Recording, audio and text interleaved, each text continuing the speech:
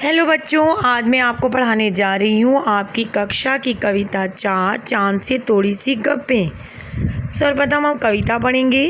गोल है खूब मगर आप तिरछे नज़र आते हैं जरा, आप पहने हुए हैं कुल आकाश तारों जड़ा, सिर्फ मुंह खोले हुए हैं अपना गोरा चिट्टा गोल मटोल।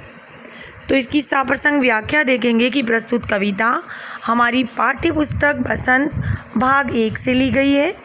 इसके लेखक शमशेर बहादुर सिंह जी हैं।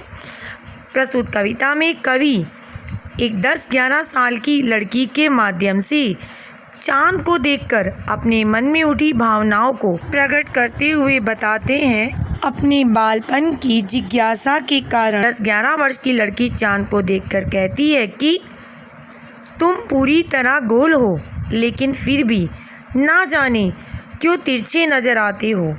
तुमने सारे आकाश को कपड़ों की भांति पहना हुआ है और यह पोशाक तारों से जड़ित है। तुम्हारे कपड़े में से केवल तुम्हारा गोरा चिट्टा व गोल मटोल मुंह ही नजर आता है। बच्चों, इस पंक्ति की विशेषता है कि इसमें चांद से बातें की जा रही हैं लड़की के माध्यम से, और जो कुल शब्द प्रयोग किया गया है, यहाँ कुल का मतलब सारा है। अपनी पोशाक को फैलाए हुए चारों स्मित आप कुछ तिरछे नजर आते हैं, जाने कैसे। खूब है गो की, वाह जी वाह, हमको बुद्धू ही निरा समझा है, हम समझते ही नहीं जैसे कि आपको बीमारी है। इसमें लड़की कहती है कि तुमने अपनी पोशाक गोलाई के आकार में पूरे आकाश में फैलाई हुई है, लेकिन फिर भी तिरछे नज़र आते हो। तुम भी खूब हो, हमें मूर्ख समझते हो। हम जानते हैं तुम्हें घटने बढ़ने की लाइलाज बीमारी है।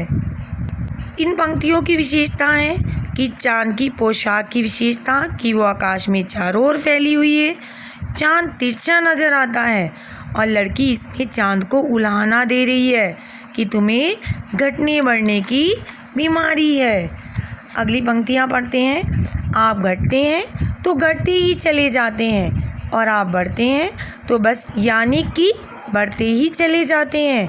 दम नहीं लेते जब तक बिल्कुल ही गोल ना हो जाएं। बिल्कुल गोल, यह मर्ज आपका अच्छा ही नहीं होने में आता है। इन पंक्तियों में कवि लड़की के माध्यम से चांद पर कटाक्ष करते हुए कहते हैं, तुम्हारा कोई जवाब नहीं, घटते हो तो घटते ही चले जाते हो, तब तक जब तक बिल्कुल समाप्त ना हो जाओ, लुप्त ना हो जाओ, तब तक दम ही नहीं लेते, और दूसरी ओर बढ़ते हो तो बढ़ते ही चले जाते हो। तुम्हें तो यही घटने बढ़ने की लाइलाज बीमारी है। प्रस्तुत पंक्तियों की विशेषता है कि इसमें 2 पक्षों को दिखाया गया है, कृष्ण पक्ष और शुक्ल पक्ष। दूसरा, चांद के घटने और बढ़ने के प्राकृतिक नियम को कवि ने उसकी लाइलाज बीमारी माना है। बिल्कुल गोल मुहावरे का अर्थ है पूरी तरह गोल आकार ले लेना। कवि ने इन पंक्तियों में चांद पर कटाक्ष भी किया है। कवि कहते हैं, जिन 15 दिनों में चंद्रमा बढ़ते बढ़ते पूर्णिमा तक पहुंचता है उसे शुक्ल पक्ष, और जिन 15 दिनों में चंद्रमा घटते घटते अमावस तक पहुंचता है उसे कृष्ण पक्ष कहते हैं। इस कविता में कवि हमें संदेश भी देना चाहता है कि प्रकृति के नियमों को बदला नहीं जा सकता।